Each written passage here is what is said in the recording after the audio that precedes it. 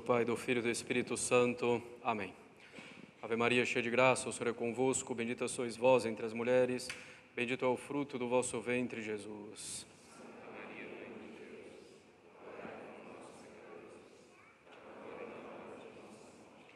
Podem sentar-se. Caros católicos, continuamos a tratar hoje das cerimônias e orações da Santa Missa. No último domingo, falamos das duas primeiras orações após a consagração, o Unde et Memoris e o Supra que propitio. Essas orações são concluídas pela terceira oração após a consagração, o Supplices te rogamus, que hoje vamos considerar junto com o memento dos mortos.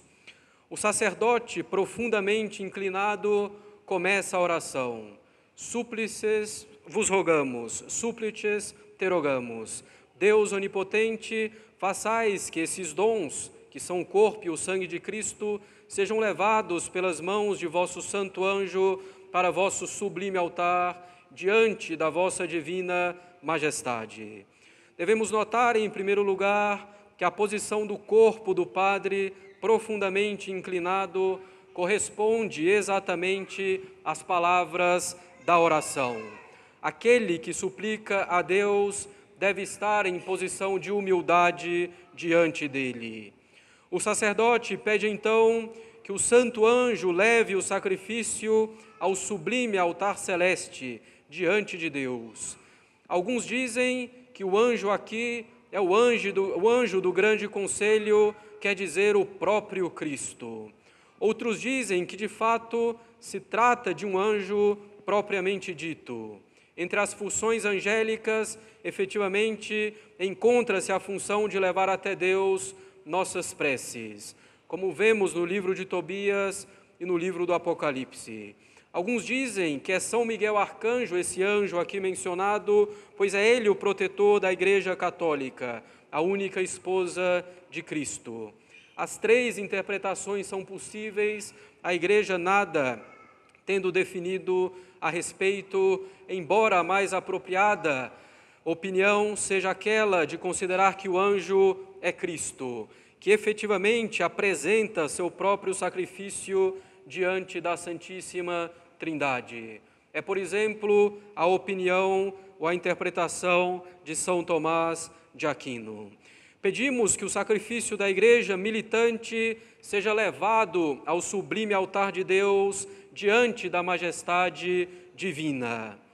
Esse trecho da oração significa a união entre o sacrifício da Igreja militante e o sacrifício da Igreja triunfante. No céu, propriamente, já não há mais sacrifício como o nosso, nem altar como o nosso. O que há no céu é nosso Senhor Jesus Cristo, sumo sacerdote, mediador, diante de Deus, apresentando suas chagas para interceder por nós e nos aplicar os frutos da redenção. Cristo é o próprio altar. E falamos de sacrifício no céu na medida em que Cristo está diante de Deus com as marcas de seu sacrifício redentor aqui na terra. E a esse sacrifício celeste se unem todos os bem-aventurados no céu.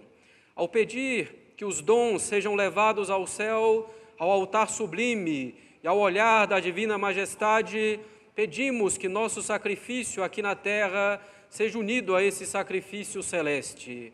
E pedimos que o nosso sacrifício aqui na terra seja aceito como o sacrifício celeste é aceito.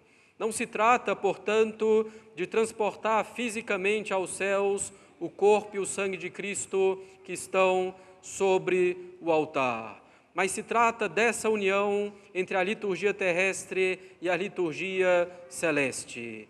Devemos também lembrar, caros católicos, sempre que as orações da missa nos explicam o que ocorre no instante da consagração. Aqui na oração do Súplices te rogamos, nos mostra, nos ensina que no momento da consagração, nosso Senhor une o seu sacrifício renovado na missa ao seu sacrifício celeste. Unimos o sacrifício da missa com o sacrifício celeste, apresentamos a Deus o sacrifício de Cristo para que possamos receber os frutos abundantes que lhe são próprios. Pedimos que todo aquele que, participando deste altar, receber o corpo e o sangue de Cristo, seja repleto da bênção celeste e da graça. Ao mencionar a participação no altar, o padre oscula, beija o altar, mostrando todo o seu amor por Cristo e pelo sacrifício, mostrando que é do altar que nos vêm todas as graças.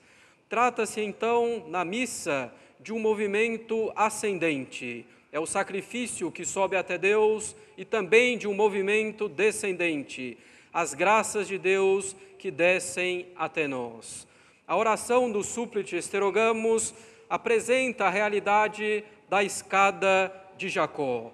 Essa oração nos mostra a escada misteriosa do sacrifício que toca o altar celeste com uma extremidade e que toca o altar terrestre com a outra extremidade. A conclusão da oração do Súplice Esterogamus é, na verdade, a conclusão também do Unde et Memoris e do Supra que Propitio, deixando clara a unidade dessas três orações que pedem, de maneira geral, que o sacrifício da missa seja agradável a Deus, tornando-nos Deus propício.